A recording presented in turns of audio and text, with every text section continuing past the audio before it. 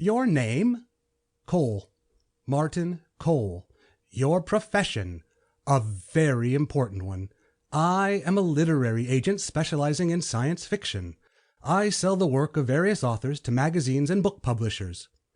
The coroner paused to study Cole, to ponder the thin, mirthless smile. The coroner said, "Mr. Cole, this inquest has been called to look into the death of one Sanford Smith, who was found near your home with a gun in his hand and a bullet in his brain. The theory of his suicide has been rather hard to rationalize." The coroner blinked. "You could put it that way." "I would put it even stronger. The theory is obviously ridiculous. It was a weak cover-up, the best I could do under the circumstances." "You're saying that you killed Sanford Smith?" "Of course." The coroner glanced at his six-man jury, at the two police officers, at the scattering of spectators. They all seemed stunned. Even the reporter sent to cover the hearing made no move towards the telephone. The coroner could think of only the obvious question. "Why did you kill him?" "He was dangerous to us." "Whom do you mean by us?" "We Martians, who plan to take over your world." The coroner was disappointed. A lunatic. But a lunatic can murder. Best to proceed, the coroner thought. "I was not aware that we have Martians to contend with."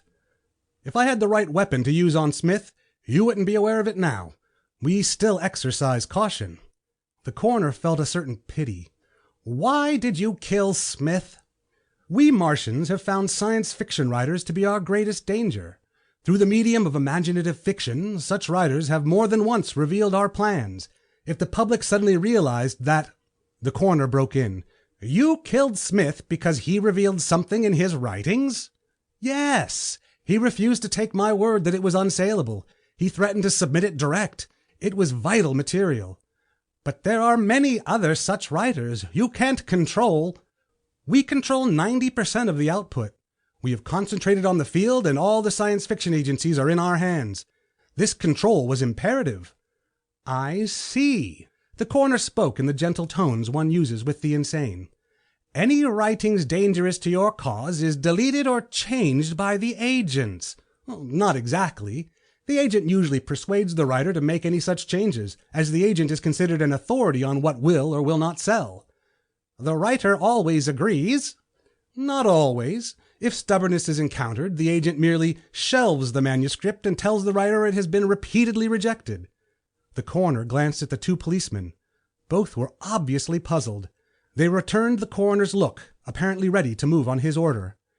The thin, mirthless smile was still on Cole's lips. Maniacal violence could lie just behind it. Possibly Cole was armed. Better to play for time, try to quiet the madness within. The coroner continued speaking. "You Martians have infiltrated other fields also?" "Oh, yes. We're in government, industry, education. We are everywhere. We have, of course, concentrated mainly upon the ranks of labor and in the masses of ordinary, everyday people. It is from these sources that we will draw our shock troops when the time comes." "That time will be—" "Soon. Very soon." The coroner could not forbear a smile. "You find the science fiction writers more dangerous than the true scientists?" "Oh, yes. The scientific minds tend to reject anything science disproves." There was now a mocking edge to Cole's voice. "Science can easily prove we do not exist." "But the science fiction writer?" "The danger from the imaginative mind cannot be overestimated." The coroner knew he must soon order the officers to lay hands upon this madman. He regretted his own lack of experience with such situations. He tried to put a soothing, confidential note in his voice. "You said a moment ago that if you had the right kind of weapon to use on Smith—" Cole reached into his pocket and brought out what appeared to be a fountain pen.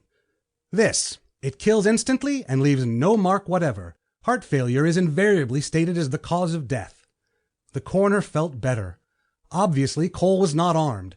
As the coroner raised a hand to signal the officers, Cole said, "You understand, of course, that I cannot let you live."